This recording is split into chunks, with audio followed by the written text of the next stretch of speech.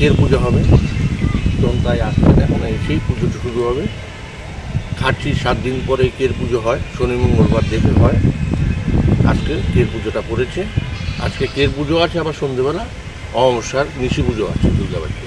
মূলত কের পুজোটা কি কারণে হয়?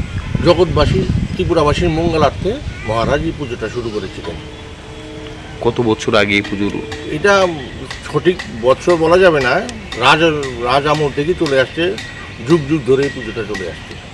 ভগবানের কাছে কি প্রার্থনা করা হয়? ভগবানের প্রার্থনা যাতে সুখ শান্তি থাকে, জন্য তো পুজোটা করা হচ্ছে। এখানে নিয়মটা কি রয়েছে?